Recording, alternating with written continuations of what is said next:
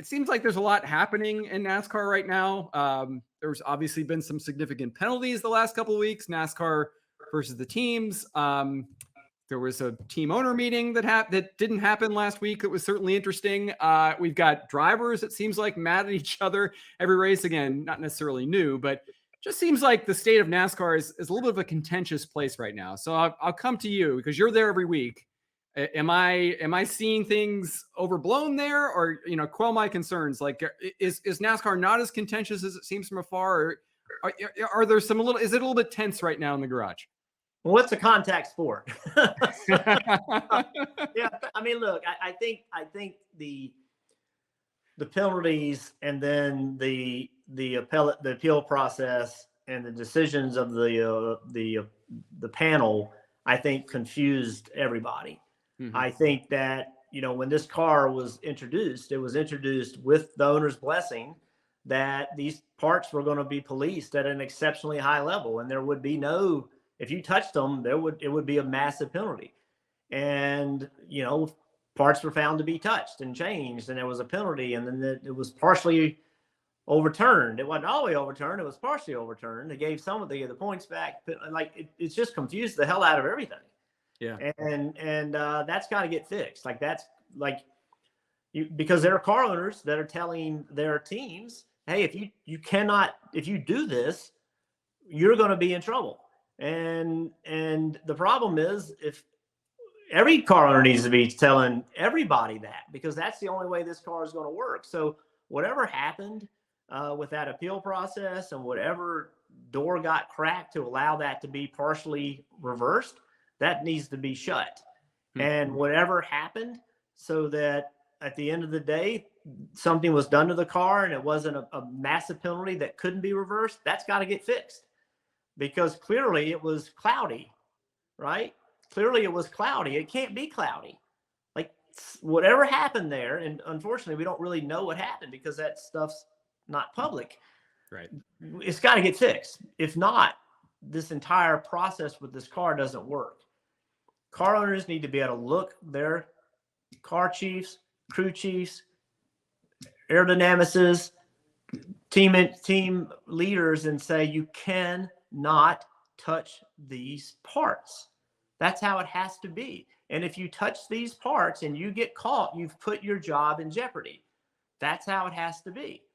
But the whole process has to work, so that's how it is. And something happened there that doesn't work. And so whatever that is has got to get fixed, because at the end of the day, all the money, all the effort, all the work that's gone into this car, the foundation of it is you cannot modify the parts. And that has got to get cleaned up. Yeah, I mean, that's what the entire next-gen philosophy, concept, whatever you want to call it, was predicated on that.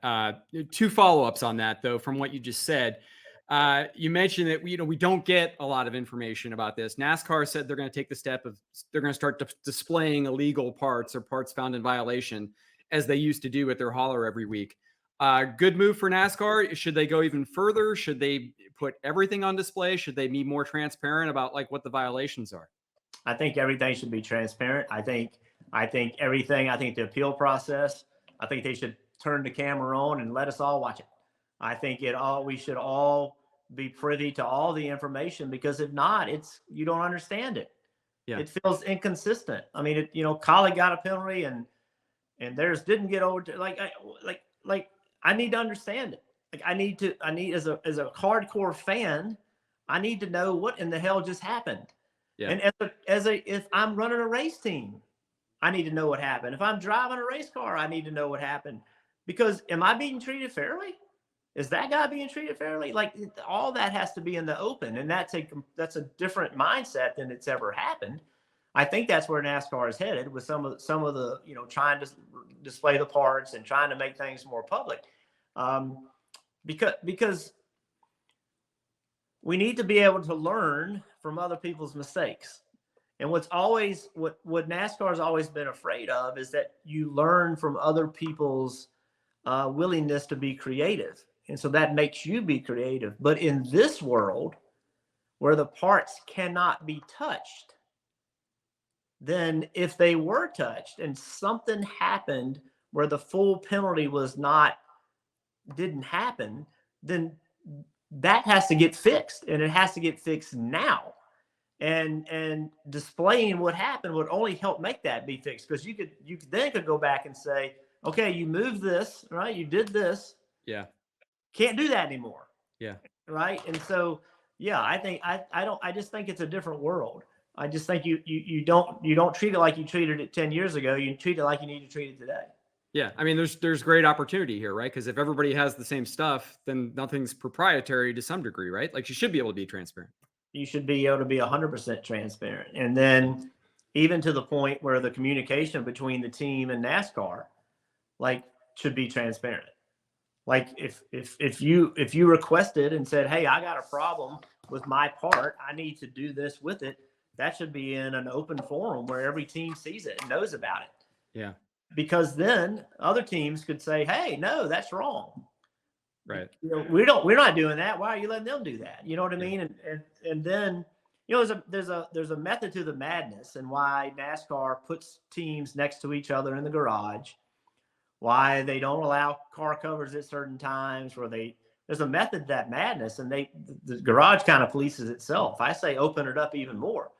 And if somebody has a request to have to change a part because it came out of the box incorrectly, then every team knows that the request was put in. Yeah. And just, I don't know. We got to clean that up. I'll look forward to watching my first televised appeal hearing. That would be fun.